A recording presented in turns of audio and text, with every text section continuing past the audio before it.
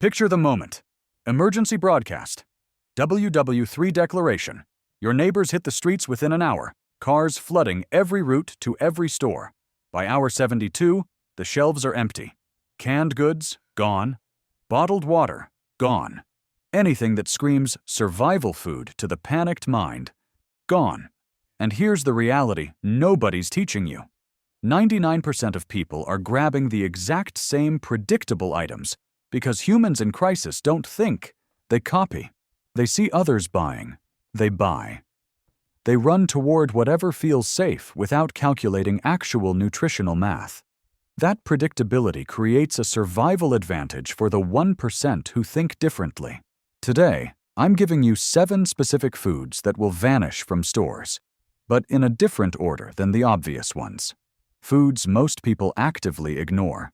Foods that provide complete nutrition for 2 years, while everyone else starves on month 3. Their panic is your opportunity. Let's break it down.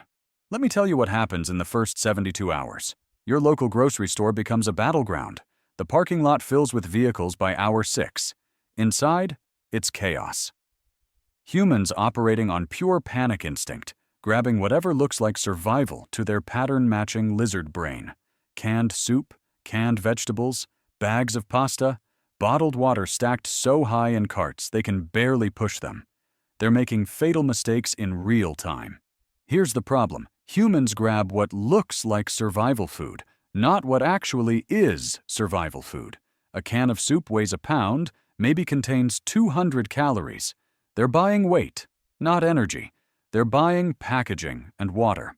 They're stacking their pantries with items that give them the psychological comfort of preparation while guaranteeing they starve in 3 months.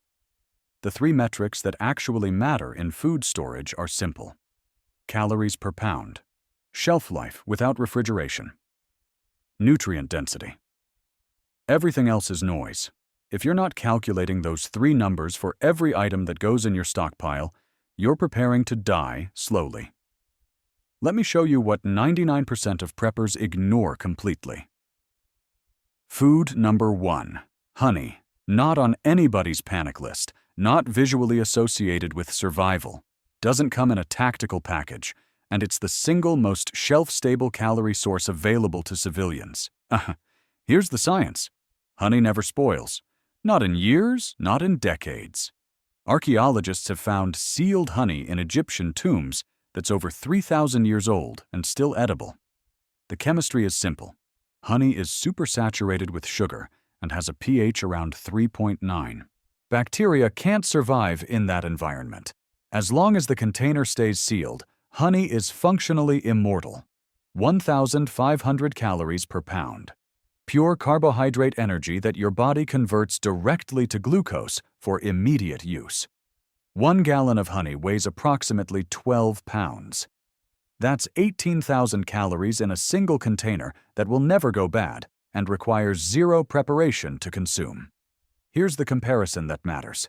10 pounds of honey gives you 15,000 calories. To get the same energy from canned soup, you need roughly 50 pounds of cans. Same calories, 80% less weight, infinite shelf life, and you're carrying 5 times less mass. But honey has a multiplier most people never consider. It's antimicrobial. You can use it as a wound dressing. The same chemical properties that prevent bacterial growth in the container prevent bacterial growth in injuries. Medical crossover value. That's strategic thinking. Why does everyone ignore it? Because it doesn't look tactical. It's not in the prepper aisle. It's next to the peanut butter in a regular grocery store, and the panicked mind doesn't register ordinary items as survival resources. But honey is just pure energy. Your body needs more than carbohydrates. That's where the second food comes in, and this one most people actively avoid. Carbohydrates keep you moving. Fats keep you alive. Here's the physiological reality. Your brain is 60% fat. Hormone production requires lipids. Vitamin absorption depends on fat-soluble compounds. Without adequate fat intake, your body starts cannibalizing itself. Metabolic function degrades. Cognitive performance drops. Within weeks, you're weak, confused, and dying from malnutrition, even if you're consuming adequate calories. Minimum requirement: 70 grams of fat per day for basic metabolic function. More if you're under physical stress, which you will be in a collapse scenario. The panic buyers grab lean protein, canned chicken breast, water-packed tuna. They think protein equals survival, and they're setting themselves up for a medical condition most people have never heard of: rabbit starvation. Also called protein poisoning. It's what happens when you eat lean meat without fat. Your liver can't process excessive protein without corresponding fat intake. You get diarrhea, weakness, malaise. You literally starve to death while your stomach is full of food. Food number 2. Peanut butter. Not the health food version. Not organic almond butter at $18 a jar. Regular, cheap, shelf-stable peanut butter that every grocery store stocks by the pallet. 2,700 calories per pound. That's the highest caloric density of any common food available to civilians. 50% fat content, 25% protein. The macronutrient profile is almost perfectly engineered for human survival. 1 pound of peanut butter provides your entire daily fat requirement and most of your protein needs in a package the size of a coffee mug. Shelf life is 2+ years unopened. Longer if you store it properly in a cool, dark location. It doesn't require refrigeration after opening if you consume it within reasonable time frames. And here's the tactical advantage most people never consider. It doesn't require cooking. 0 fuel expenditure. You can eat it straight from the jar with no preparation. Storage efficiency. 1 gallon of peanut butter weighs approximately 7.5 pounds. That's over 20,000 calories in a single container. Compare that to canned tuna. To get the same caloric value from water-packed tuna, you need 100 pounds of cans. Same nutrition, 80% less weight, longer shelf life, no cooking required. Cost analysis: $3 to $4 per pound at regular grocery prices. That's 2,700 calories for less than $4. Freeze-dried survival food costs $8 to $12 per pound and delivers maybe 1,800 calories. You're paying triple for inferior caloric density. Why does everyone ignore it? Because the culture programmed you to think peanut butter is junk food. It's not health food. It's survival math. Fat density plus protein in a single shelf-stable package that requires 0 preparation and costs less than premium coffee. Honey gives you energy. Peanut butter keeps your brain and hormones functional, but both are finite supplies. The third food is different. It multiplies. Foods 1 and 2 are about storage. Food 3 is about production. Here's the question nobody asks. What happens when your vitamin C runs out? Because it will run out. Fresh vegetables last 2 weeks maximum without refrigeration. Frozen vegetables require power you won't have. And 3 months without vitamin C, you develop scurvy. Your gums bleed, your teeth loosen, old wounds reopen, you hemorrhage internally, and you die. Preppers obsess over calories. They ignore micronutrient depletion. And that oversight kills them before they ever run out of food. Freeze-dried vegetables seem like the solution. They're not. They're expensive, they're finite, and they require water you might need for drinking. You're paying $40 per pound for something that gives you maybe 2 weeks of nutrition, and then it's gone forever. Food number 3. Dry beans. Multiple varieties. Everyone knows beans are a survival staple. What they don't know is beans aren't just food. They're a production system. 1,600 calories per pound in dry form. High protein, complex carbohydrates, fiber. Shelf life of 10+ years when stored in sealed containers in cool, dry conditions. That's the obvious part. That's why preppers already buy beans in bulk. Here's the function 99% miss completely. Sprouting. A dry bean is a seed. Seeds are designed by evolution to become plants. When you add water, the seed activates. In 3 to 5 days, that dry bean transforms into a fresh vegetable.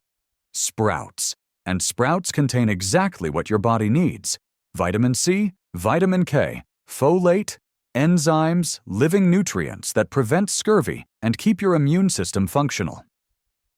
The mathematics are extraordinary. 1 pound of dry beans produces approximately 8 pounds of fresh sprouts. You're not consuming your stockpile, you're multiplying it. And the process is renewable. Continuous cycles. As long as you have water and beans, you have fresh vegetables. Zero energy required. No cooking, no fuel, no electricity. Just water and time. Put the beans in a jar, rinse them twice a day, wait 3 to 5 days, and you have food that didn't exist before. Multiple varieties give you dietary diversity. Lentils sprout in 3 days. Mung beans are mild and high yield. Adzuki beans provide different nutrients. You're not eating the same thing every day. You're running a micro-agriculture operation in mason jars. Strategic comparison. 50 pounds of dry beans stored today becomes 400 pounds of fresh vegetables over time. That's not stockpiling. That's operating a renewable food system. Why does everyone ignore this? Because beans are boring. They're the peasant staple. The culture trained you to see them as poverty food, not production infrastructure. That cultural programming is going to kill the 99% while you're eating fresh sprouts in month 6. Beans solve micronutrients through production. But there's another multiplication food most people buy for one purpose and never consider its tactical versatility. Everyone knows rice is a survival staple. What they don't know is rice isn't just food, it's substrate. Substrate, base material for chemical and biological processes. The foundation ingredient that transforms into multiple end products depending on what you do with it. Food number 4. White rice, not brown rice, white rice. This distinction matters. 1,650 calories per pound. Dense carbohydrate energy that stores compact and cooks efficiently. But here's where most preppers make a critical error. They buy brown rice thinking it's healthier. Brown rice has oils in the bran layer. Those oils go rancid in 6 months. Your long-term storage becomes inedible garbage before you hit year 1. White rice is milled, the bran is removed. What remains is pure starch with minimal oil content. Shelf life, when vacuum sealed or stored in mylar with oxygen absorbers, is 30 years. That's the longest shelf life of any grain available to civilians. Decades of stable calories in a package that costs $25 to $35 for 50 pounds. Cost analysis. 50 pounds is 82,500 calories. That's $0.0003 per calorie. You cannot find cheaper long-term energy storage that remains edible for 3 decades. But the real tactical value is what rice becomes when you apply it to other processes. Fermentation base. Rice plus water plus yeast equals alcohol. This is the sake brewing process, practiced in Asia for over 1,000 years. The alcohol you produce isn't just for morale. It's a disinfectant for wounds and equipment. It's a trade good with universal value. In high enough concentrations, it's fuel. Starch extraction. The water you rinse rice in contains dissolved starch. That starch has applications. Laundry stiffening. Adhesive for paper or fabric. Basic industrial chemistry using a food product. Grinding capability. Rice mills into flour. Rice flour changes your food preparation options. You're not eating plain boiled rice every day. You can make flatbreads, thickeners for soups, batter for frying. Dietary diversity matters for morale and nutrition over months and years. Animal feed. If you're raising chickens or rabbits for protein, rice supplements their feed. Livestock converts rice into eggs and meat. You're transforming stored grain into renewable animal protein. One 50-pound bag of white rice isn't one thing. It's a multi-system resource: food, fermentation substrate, industrial starch, flour, animal feed. That's force multiplication. 5 survival systems in a single $30 purchase. People buy rice. They just don't understand what they bought. They see it as the boring carbohydrate base. They don't see it as the tactical Swiss Army knife that supports multiple operational requirements simultaneously. 4 foods down. All are about energy and production. But there's a category the masses completely ignore. Medical crossover. Food that isn't just nutrition, it's pharmacy. You can survive 3 weeks without food. You'll die in days without salt. Cold medical fact.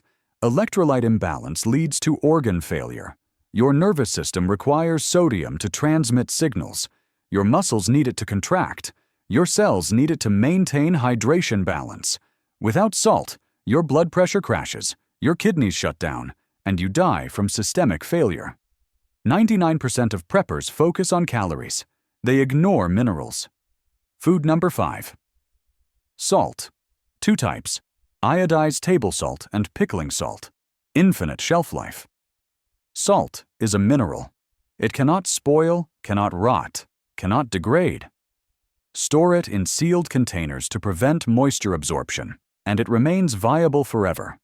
Essential daily requirement. 3 to 5 grams minimum for basic function.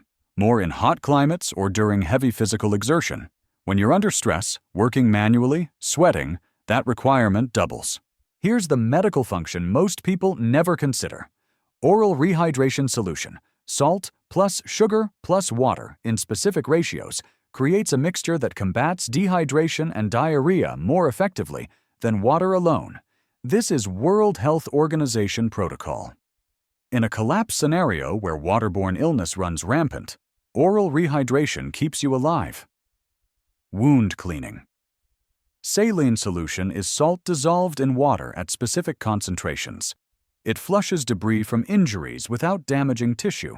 It's the same solution hospitals use for irrigation. Antimicrobial gargle. Salt water kills bacteria in mouth and throat infections.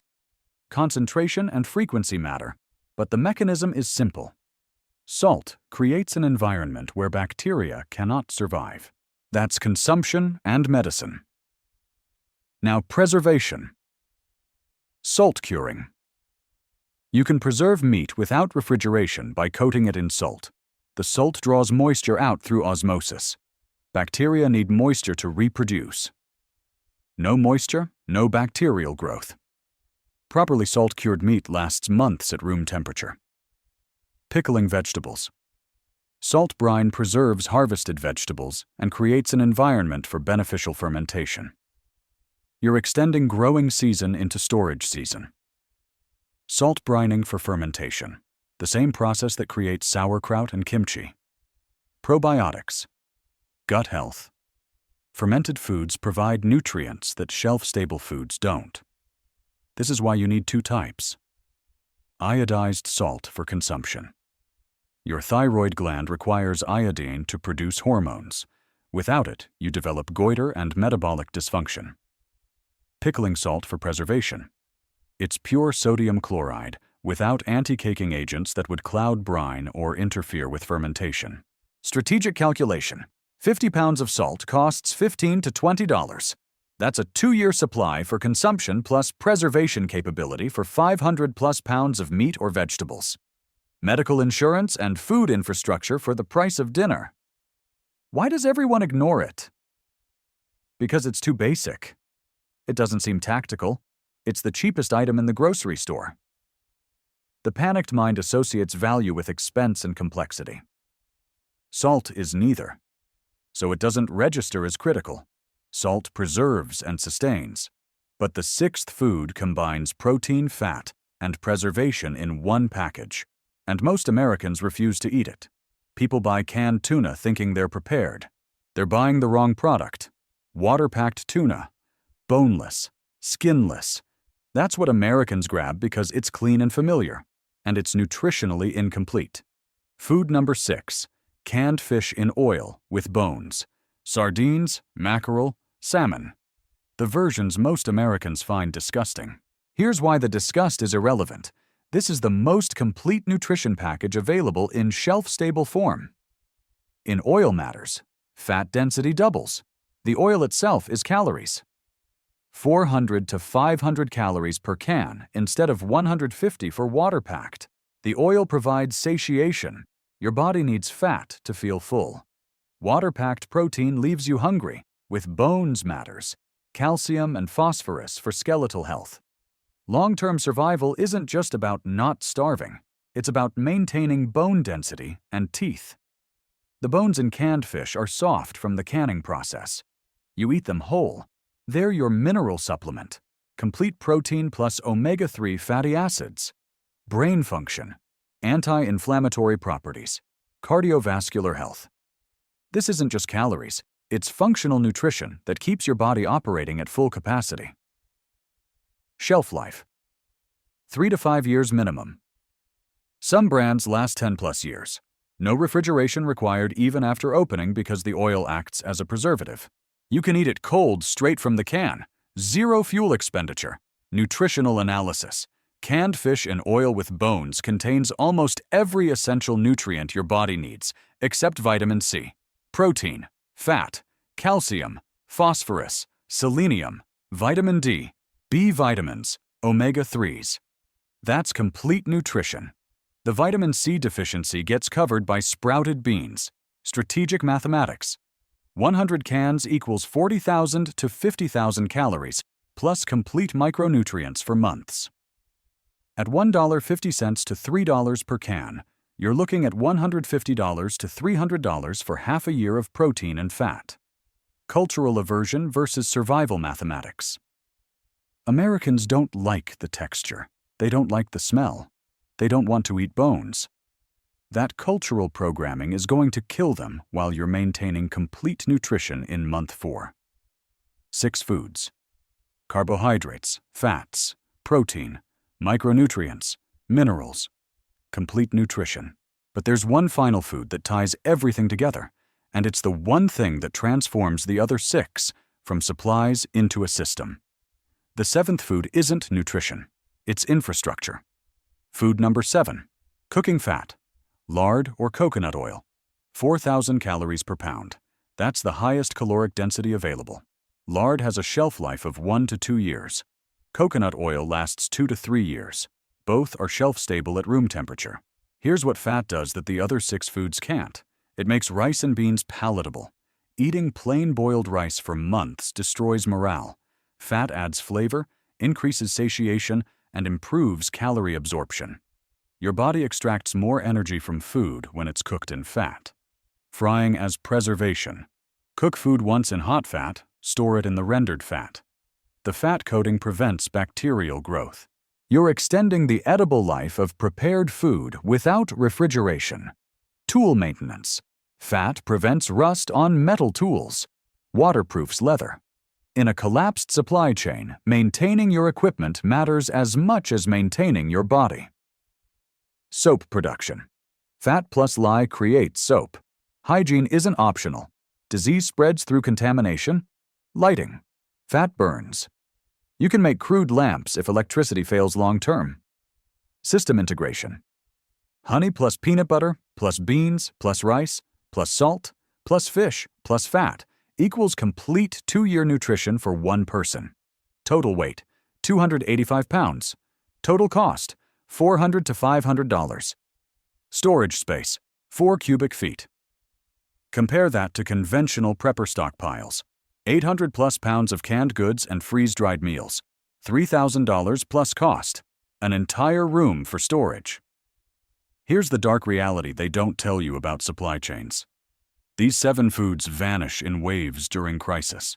Salt and rice disappear in the first 48 hours because preppers know they're shelf-stable staples. Honey and oils are gone by week 1. Canned fish and beans vanish within 2 weeks as people exhaust obvious options. Cooking fat gets forgotten until it's too late because the panicked mind doesn't think about making food palatable. It thinks about acquiring any food at all. The acquisition window is now. Not during the emergency broadcast. Not when your neighbors are loading their cars. Now. Complete system. But only if you act before the stampede. Here's exactly what to do. WW3 declaration hits. You have 24 hours before the stampede begins. Maybe less. Your choice right now determines whether you're part of the 99% who starve or the 1% who operate. Specific quantities. Per person. 2 years. Honey, 10 pounds. Peanut butter, 20 pounds. Dry beans mixed varieties, 30 pounds. White rice, 100 pounds. Salt, both types, 15 pounds. Canned fish in oil with bones, 100 cans. Cooking fat, 10 pounds. Total weight, 285 pounds. Total cost, $400 to $500. Storage space, fits in a closet. This is the entire system. Complete nutrition for 24 months in a package you can acquire this week at regular grocery stores. Here's what happens to the 99%. Week 1, they fight over canned soup and bottled water. Wrong items, insufficient calories. Month 2, they're in caloric deficit. Weight loss, weakness, compromised immune function. Month 3 through 6, starvation-related illness. Organ failure. 90% don't make it to month 6. Not because food doesn't exist, but because they bought the wrong food in week 1. Here's what happens to the 1%. You're eating 2,500 plus calories daily. Complete macronutrient profile. 0 deficiencies. Sprouting beans for fresh vegetables. Operating at full physical and cognitive capacity while everyone else is dying from malnutrition. You're not surviving. You're operational. The difference is the action you take in the next 7 days. 99% of people watching this will do nothing. They'll think it's interesting information. They'll mean to look into it later, and when the emergency broadcast hits, they'll panic buy the same garbage everyone else is buying, and they'll starve on the same timeline. You're different, but only if you act different. Open a new tab, make the list, execute the purchase within 7 days, or wait until the crisis starts and die with the herd. The knowledge is public. 99% won't act. Welcome to the 1%.